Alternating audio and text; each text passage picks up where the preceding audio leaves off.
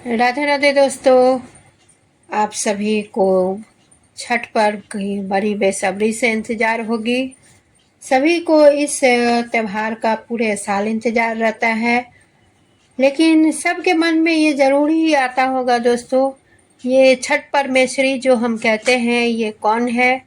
कहते हैं छठ परमेश्वरी की पूजा करते हैं, यानी स्त्री देवी की पूजा करते हैं, लेकिन जब अर्घ उठाते हैं तो सूर्य देवता को ये मतलब कि संबोधन करते हैं। ये ऐसा क्यों करते हैं और ये छठ परमेश्वरी कौन है? ऐसे 3 दिवसीय ये त्यौहार मनाया जाता है। खरना, साँझ का अर्घ और सुबह का अर्घ, लेकिन एक्चुअल में ये 4 दिवसीय रहता है, जो नहाय खाय से स्टार्ट होकर और पड़ना तक का चलता है। दोस्तों, ये जो मैं आपको बताने जा रही हूँ, जो छठ परमेश्वरी कौन है और इनका शिव से क्या नाता है। जी हाँ, आपने सही सुना, जो महादेव से इनका नाता है। तो सबसे पहले मैं आपको बता दूँ, छठ परमेश्वरी की 3 भाग में कथाएं मैं सुनाऊंगी, जो अलग अलग भाग आपको सुनने को मिलेगा। एक साथ में नहीं सुनाऊंगी क्योंकि कथा बहुत बड़ी हो जाएगी, और इसके लिए आप लोगों को धैर्यपूर्वक तीनों के तीनों कथा सुनने से आप लोगों को सारी बातें समझ में भी आएगी। और दूसरी बात, जो एक होता है ना जिज्ञासा भी पूरी हो जाएगी। और छठ परमेश्वरी की क्या क्या उनकी देन है और क्या क्या वो दे सकती हैं, ये सब मैं आपको तीनों कथाओं में बताऊंगी। सबसे पहले जाने जो छठ परमेश्वरी कौन है और वो क्या क्या देती है। ऐसा माना जाता है कि छठी माता के पूजन से साधक को आरोग्यता, वैभव और संतान सुख का आशीर्वाद मिलता है। इस दौरान उगते हुए और डूबते हुए सूर्य को अर्घ्य दिया जाता है। इस दिन मुख्य रूप से छठ माता की पूजा का विधान है। तो जानते हैं छठी माता की उत्पत्ति कैसे हुई और ये कौन है। मार्कंड पुराण में इस बात का उल्लेख मिलता है कि जब ब्रह्मा जी ने पृथ्वी का निर्माण शुरू किया तो उन्होंने प्रकृति का भी निर्माण किया। इसके बाद देवी प्रकृति ने स्वयं को 6 रूपों में विभाजित किया, जिसके छठे अंश को छठी मैया के रूप में जाना जाता है। इसी कारण छठी मैया को ब्रह्मा जी की मानस पुत्री के रूप में भी जाना जाता है। बच्चे के जन्म के छठे दिन भी देवी इसी के स्वरूप की पूजा होती है। जो हम छठियारी कहते हैं दोस्तों, वो एक्चुअल में छठी माता का ही पूजा होता है। बच्चों को छठी माता के आगे ही दिया जाता है, जो इसके भाग्य का लेखा जोखा आप सही से करें, जिससे हमारे बच्चे का भाग्य उज्जवल हो और दीर्घ आयु हो, जिससे स्वास्थ्य और स्वास्थ्य भी सही रहे। धार्मिक मान्यता के अनुसार देवसेना अर्थात छठी मैया का विवाह भगवान शंकर के पुत्र कार्तिकेय से हुआ था। इस नाते से वह भगवान शिव की पुत्रवधि हुई। वहीं कई धर्म मान्यताओं के अनुसार छठी मैया को सूर्यदेव की बहन भी बताया गया है। छठी मैया की उत्पत्ति को लेकर एक पौराणिक कथा मिलती है, जिसके अनुसार राजा प्रियव्रत और पत्नी मालिनी को कोई संतान नहीं थी। दोनों इसी बात से दुखी हो रहे थे। जब वह संतान प्राप्ति की इच्छा को लेकर ऋषि कश्यप के पास पहुंचे, तब ऋषि ने उन्हें संतान सुख पाने के लिए यज्ञ करने को कहा। राजा ने ठीक ऐसा ही किया, जिससे उन्हें जल्द ही पुत्र रत्न की प्राप्ति हुई, लेकिन वह बालक मरा हुआ था। राजा प्रियंवद ने पुत्र वियोग में प्राण त्यागने का निर्णय किया, लेकिन उसी वक्त कन्या देवसेना प्रकट हुई और उन्होंने राजा से कहा कि सृष्टि की मूल प्रवृत्ति में छठे अंश से उत्पन्न हुई हूँ, इसलिए मैं षष्ठी कहलाऊंगी।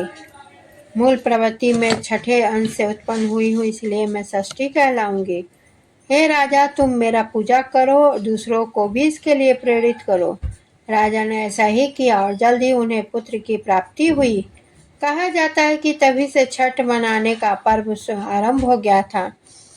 दोस्तों, तो ये तो रहा छठी माता की जन्म और ये कौन है, उनकी उत्पत्ति की कहाँ कथा है।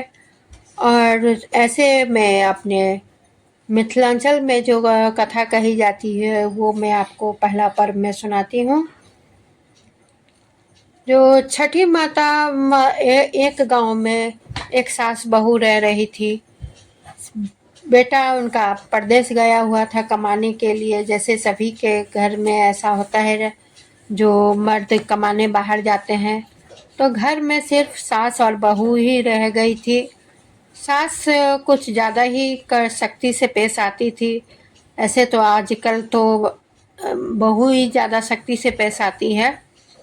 खैर वो तो मजाक की बात थी, लेकिन सास बहुत सख्त से पेश आती थी। उनके पास थोड़ी सी ज़मीन थी जिस पे उन्होंने गन्ना लगवाया हुआ था।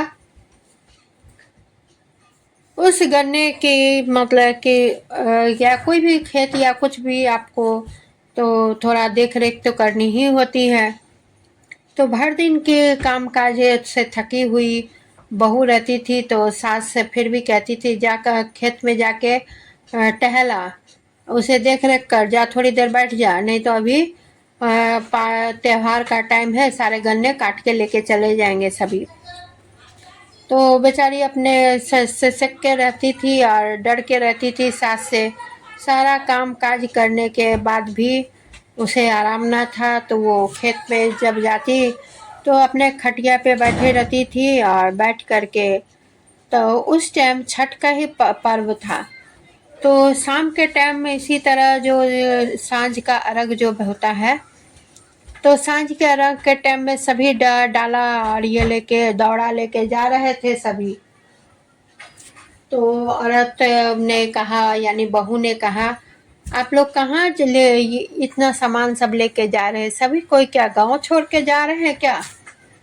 तो सभी ने कहा अरे नहीं नहीं, ये सब छठी माँ की पूजा के लिए जाया जा रहा है। आज छठ माँ का त्योहार है ना, तो छठी माँ का पूजा करने जा रहे हैं और कल भी जाएंगे सुबह, कल पढ़ना रहेगा। तो बहू ने सुना नहीं था कभी शायद, तो कहा कि छठी माता तो क्या कहते हैं, छठी माता कैसी हो, कौन है?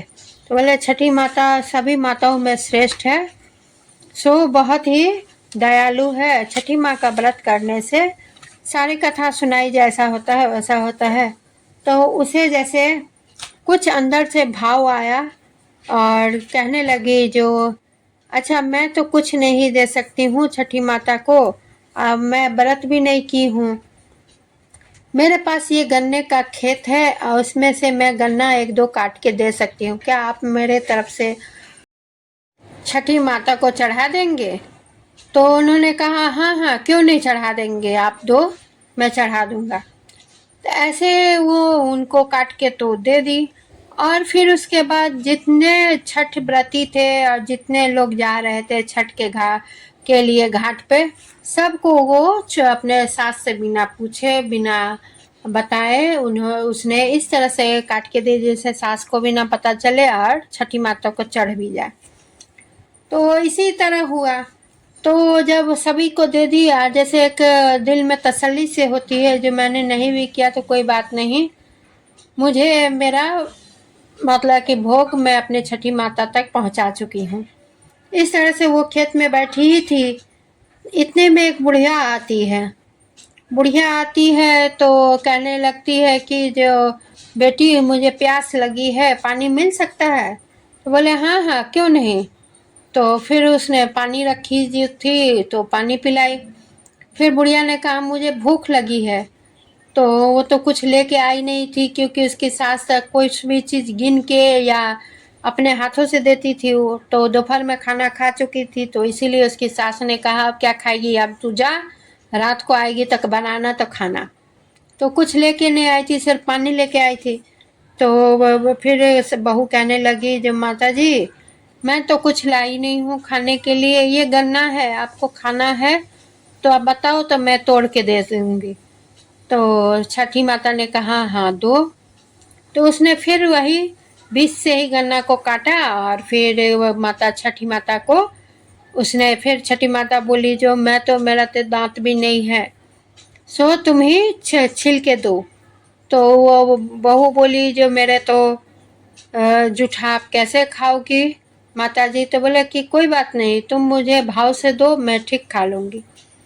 फिर उसने छिलके दिए और फिर उसके माता जी को दी। तो माता जी ने, उसे तो इतना नहीं पता था जो छठी माता इसके पास आई है एक बुढ़िया का रूप लेके। तो छठी माता ने गन्ना खाए। छठी माता फिर कहा जो मेरे सिर में देखो जुएं तो नहीं आ रही है, तो पता नहीं इतनी खुजली मच रही है। तो फिर उसने जुए हेरने बैठ गई। जुए हेरते तो हेरते हेरते ऐसा हुआ जो बोली कि नहीं माता, जो आपके सिर में एक भी जू नहीं है। बोले ठीक से देखो, ठीक से देखो, जुए ठीक मिलेंगी। ऐसा हुआ, ये हेरते हेरते बीच मतलब कि पीछे बीच मतलब माथे पे चली जाती है। तब वो दिखाई देता है 2 आँख या 3 आँख इसी तरह से दिखाई देता है, तो डर जाती है। तो माता पीछे से ही आवाज आता है जो डर गई बेटी? तो कुछ नहीं बोली उसने। तो उनको मतलब बहू को लगा भूत है कि पता नहीं क्या है, समझ में नहीं आ रहा है। जो आंखें आदमी का आगे होती है, ये पीछे सिर में कैसे हो सकता है? तो बोले कि नहीं माताजी, डर तो गई थी, लेकिन बोली कि नहीं माताजी, नहीं डर लगा। बोले ठीक है, कोई बात नहीं, जो मैं जा रही हूँ, अब शाम हो गया है, सो तुम्हें कुछ चाहिए तो बोलो। बोले कि नहीं मुझे कुछ नहीं चाहिए। फिर भी बोली जो नहीं, मुझे तुम्हें कुछ देना चाहती हूँ, तुमने मेरी बड़ी सेवा की है। अच्छा ये बताओ, और जो सफ़ेद लोगी कि लाल पीला लोगी? तो बोली कि सफ़ेद। वो सोचने लगी, वो कलर के बारे में सोच रही थी, जो सफ़ेद कलर कैसा लगता है, मुझे पसंद भी नहीं है सफ़ेद कलर। हाँ, तो बोले कि देना है तो आप पीला रंग ही आप दे दो। तो बोले ठीक है। तो ऐसा हुआ, वो जितने उसके बदन पे थे गहने से लद गए, पूरे गहने से लद गए उसके। मतलब कि जैसे पीला बोली थी तो पूरा गहने से पूरा लदो लद नहीं हो जाता है पूरे गले में, तो मतलब कि किलो 1.5 किलो के सोने, हाथों में टीका, मतलब पूरा सोना ही सोना, पूरा बदन उसका बहू का हो गया। वो डर गई, डर के मारे दौड़े दौड़े दौड़े घर आई और सास को कहने लगी, जो माँ जी तो कहने लगी किससे चुरा के लाई हो? बोले कि मैंने चोरी नहीं किया, सारी बकथा सुनाई। तो कहने लगी कि जो अच्छा ऐसा भी होता है, अच्छा ठीक है, कल तू खेत नहीं जाएगी, कल मैं जाऊंगी, क्योंकि कल भी तो है, हाँ, सुबह का अर्घ, ठीक है मैं कल सुबह ही जाऊंगी।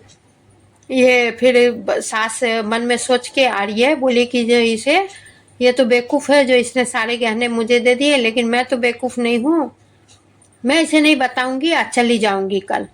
ये सुबह सुबह उठी चली गई, और उसी तरह कि जिस तरह से बहू की उसी तरह से सब कुछ की, सभी को गन्ना दिया और ये किया।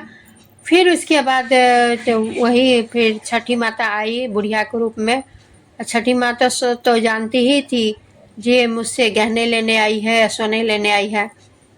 फिर छठी माता ने उससे भी उसी तरह के सारे सवाल किए, उसी तरह के सब कुछ किए। और बुढ़िया ने भी यानी सास ने भी सब कुछ उसी तरह का काम किया, जो पानी पिलाया, गन्ना खिलाया। फिर बालों में जुए हेरने लगी। माता ने कहा जुए हेर दो, तो जुए हेरने लगी। जुए हेरने उसे भी 2 आंखें दिखाई दी, तीन तीन आंखें इसी तरह। तो माता ने उनसे भी पूछा क्या डर गई? उसे तो सब कुछ पता ही था। तो बोली नहीं नहीं माता, मैं नहीं डरी। फिर बोले ठीक है मैं जा रही हूँ, अब वो दिन निकल आया है, तो मैं जा रही हूँ, तुम्हें कुछ चाहिए तो कहो। तो बुढ़िया ने झट से कहा मुझे सफ़ेद चाहिए, मतलब माता के बोलने से पहले ही उसने कहा जो हाँ मुझे सफ़ेद चाहिए। उसे लगा सफ़ेद, जब पीला इतना पूरा लद लद है तो सफ़ेद कितना मतलब होगा। वो छठी माता ने कहा ठीक है, जब तुम्हारी ऐसी ही इच्छा है तो वैसे ही सही।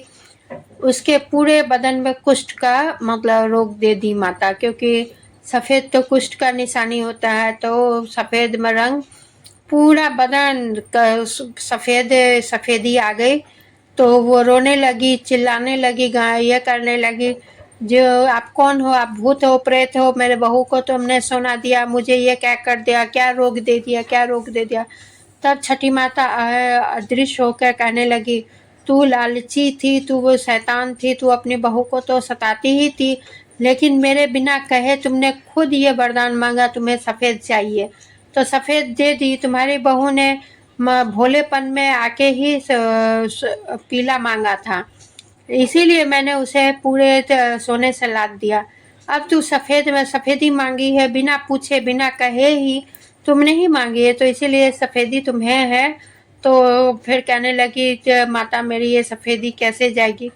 तब छठी माता ने कहा जो आने वाले चैत्र या कार्तिक माह के महीने में तुम मेरा व्रत रखो और उसी तरह मैं पानी में खड़ी हो और मेरी आराधना करो। जैसे जैसे तुम करोगी वैसे वैसे ये तुम्हारी सफ़ेदी कम होती जाएगी और तुम पहले की तरह ही सही हो जाओगी। फिर वो आंगन में रोती गाते आई और फिर बहू को कहने लगी, तो फिर भी सास ये व्रत नहीं की, बोली कि तुम करो मेरे बदले। फिर बहू को तो ये मन भाव था ही जो मैं छठी माता का करूं, तो फिर कहने लगी कोई बात नहीं माता जी मैं ही करूंगी। इसी तरह फिर वो बहू अपने सास के लिए व्रत रखी और साल दर साल जैसे जैसे वो करती जाती है उसकी सास की ये सफ़ेदी का जो कुष्ठ जो था वो कुष्ठ ठीक होते गया। उसी तरह फिर बहू सास भी सही हो गई और मतलब छठी माता का सब करने लगी। उन दोनों सास बहू और छठी माता का परोपकार उपकार बहुत ही दिल से धन्यवाद करते हुए और फिर बहू में आपस में प्रेम हो गया। फिर बहू से वो बहुत प्यार करने लगी और माता इतनी मतलब कि इनके सास को क्या कहते हैं ममता भर दी कि वो अपने बहू से बहुत प्यार करने लगी, बहू से माफ़ी मांगी। फिर उसका उनका जीवन सफल हो गया और माता जी की कृपा से छठी माता की कृपा से आगे का जीवन दोनों सास बहू अच्छे से बिताने लगे। दोस्तों आप सभी को मेरी यह कथा कैसी लगी आप लोग मुझे कमेंट करें, लाइक और शेयर ज़रूर करें और मेरे वीडियो के चैनल पे जाए और सब्सक्राइब ज़रूर करें, बेल आइकन को दबाना बिल्कुल ना भूलें। धन्यवाद।